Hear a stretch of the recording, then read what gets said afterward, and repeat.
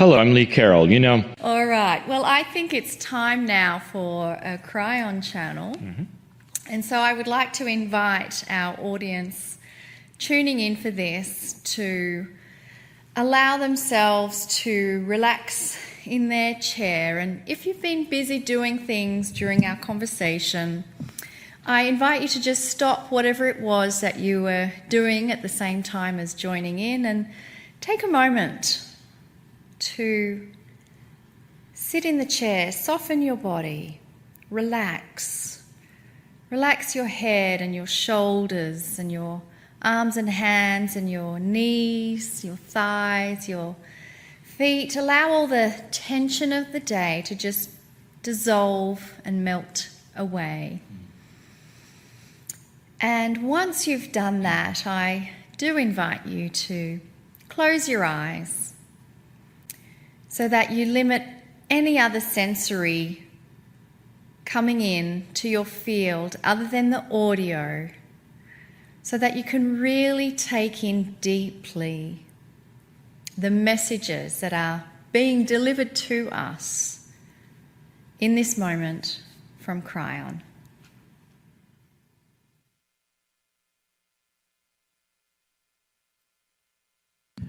Greetings, dear ones. I am Kryon of Magnetic Service. Each week, we tell you much the same thing about the perspective and the perception that you might have of what is going on and that we would have from beyond the veil. We know who's watching. Perhaps there are those who would watch this program later having never seen it as it is presented now.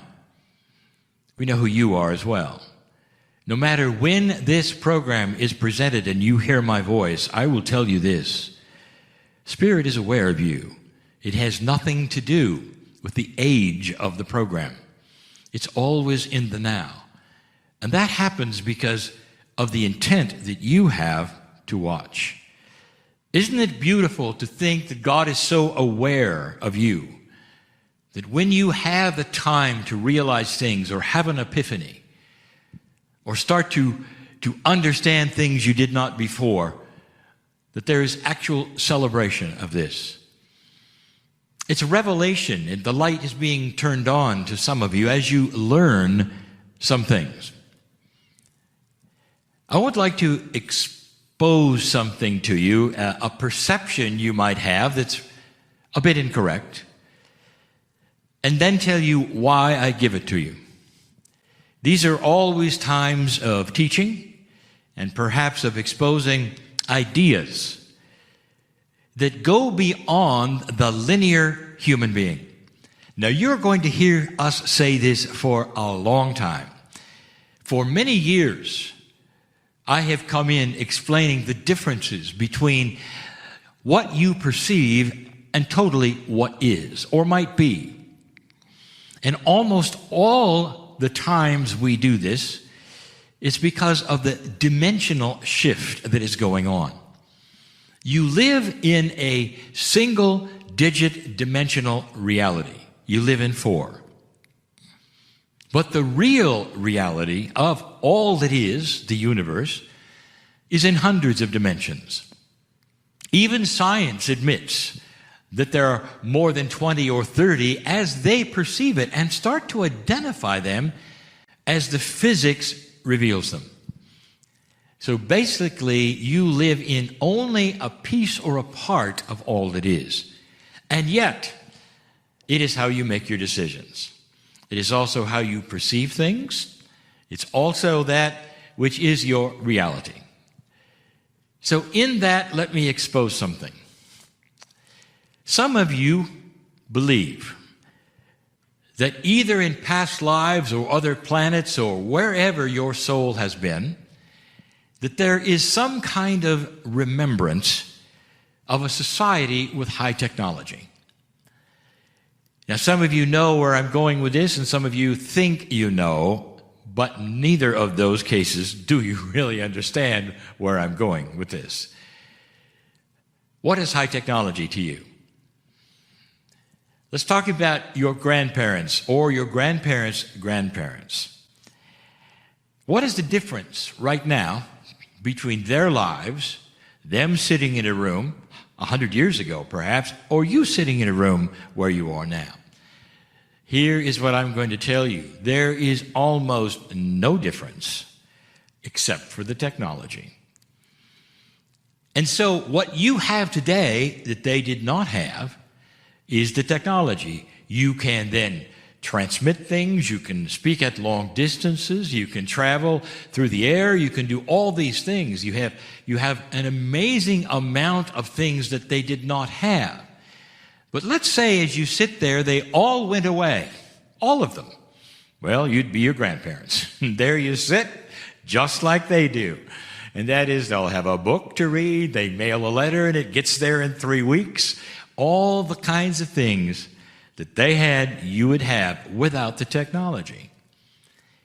So where I am going with this is your perception of high tech. There are many who would weigh in on where your society is going, and they tell you that the knowledge will double every few years, or it's exponential. Where will you be, for instance, in 100 years? And your mind always goes to technology.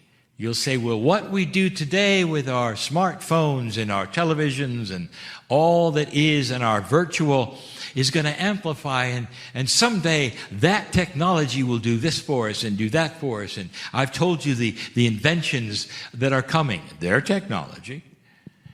Why would you think anything else but you're going to be helped with new inventions and new technology? Well, where I want to take you is back to that which I started.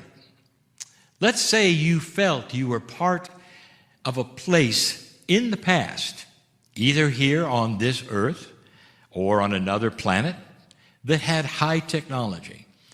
Some of you feel in this story that when you had the high technology, perhaps you destroyed because of it, which is not the actual case at all, because God does not judge you for what you think or what you have. So there has never been a society, are you listening? There has never been a human society that was destroyed by God because of what humans did. You have free choice, dear ones, and there is no judgment. Now, that is contrary to what almost all of you have been told. This God who loves you dearly and is part of your soul thinks of you as a beautiful, beautiful extension of itself, almost a child of God. There is no judgment for learning, dear ones. When your children start to ride a bike and they will fall over, do you rush up, point at them and saying, we're going to punish you now? Or do you pick them up, wipe their tears away and say, you can do it. You can do it. Do you see what I am saying? Do you expect God is dysfunctional enough to watch humanity learn and fall and learn and fall and then destroy them because they do? Or is God there to pick you up, dust you off, hold your hand, look in your eye and say, let's try again. Let's try again. You see what I'm saying? So high technology has never been your downfall, but let's talk about what you think it is. This is where it gets fun for me. It exposes biases. It exposes that which you think you know and that you don't, because you're not aware of what's coming. Let's go back to that society. Let's say you visit that society in the past, again, either here or another planet, and you walk in and they greet you. They say, oh, it's so great to have you back here. And you look around and you don't see any technology. You don't see smartphones. You don't see airplanes. And yet you see the results of them everywhere. You see, one of the humans you see that's welcome you back says, wait just a moment. And they close their eyes and say, you know, Sally wants to talk to you. She's just waiting over there in the next street. I asked her to come on over. And you say, wait a minute. I didn't see you use your phone. She said, oh, we don't use phones here. I just ask her. We're always in touch. We have multiple channels. We can talk to each other anytime we want to. You see, we have a very high consciousness. Well, by the way, Fred will be here any moment. He's right now in Europe, but he'll be here in just a second.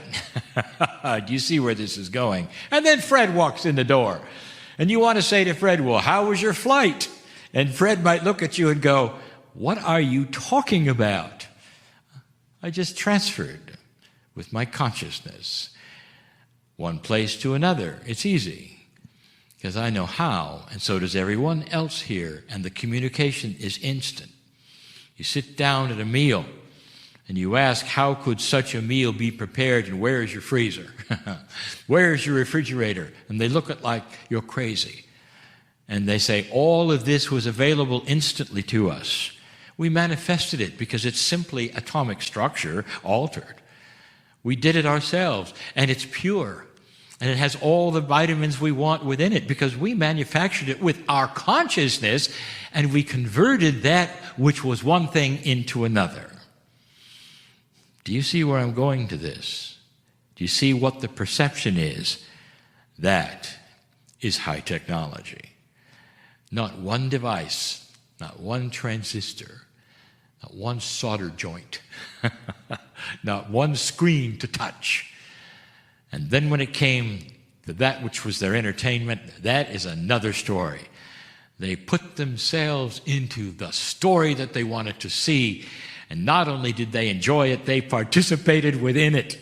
Almost that they were the thespians of the movie they were watching. What a time. You've been there. That's high technology. And why would I tell you this, and what's the purpose? I want you to get chills when you think about this. That's where you're going. Dear ones, I have told you that this planet is headed for that which is an evolved consciousness. And the evolved consciousness doesn't just mean you're not going to go to war, which is part of an evolved consciousness. An evolved consciousness doesn't just mean that you know better or that integrity will be better. It means that high technology is going to come from within. The very things that you laugh at today as being a little too strange, the twins, again, who can talk to each other or sense things on both sides of the earth, what's going on there? What is that? What kind of a consciousness allows you to do that? Or the one who can sense in remote viewing something is happening. Or what about those who can tell you what's going on because they sense the field? We've spoken of that as well. The field is where consciousness lies for you to sense, because the potentials of what is being thought and what is happening all are there. Think of that. Everything that might be so powerful in the future that's being thought of is in the field. Or things that perhaps are going to happen because of what people are already doing that you don't know about is in the field. So you're not fortune-telling when you describe what is already in the field from other consciousness. You're simply reporting. That, dear ones, may seem a little bit high-tech. You've got a future machine, you might say. Where is the screen where you look at it? If you understand what I'm telling you, I am saying to you that your consciousness can create things, can sense things, can transmute and transmit things. Think right now of the masters who walked the planet and what they did. Think of the reports of when they validated that which was healing and also violated physical laws that you think had to be magic or miracles. What if that was high consciousness working at a level you haven't seen that is available to every single human on the planet? Think of that. Perhaps you didn't understand any of this channel. Well, you're just going to have to get it on a replay. It's good to listen to again. What if the high technology that is coming is going to be you? Perhaps in another body when you return, maybe generations from now, maybe a long time from now, that shows an entire different kind of earth without the gadgets because you don't need them. Think on these things and smile at the magnificence of the human that's going to create it. And so it is. Hello, I'm Lee Carroll.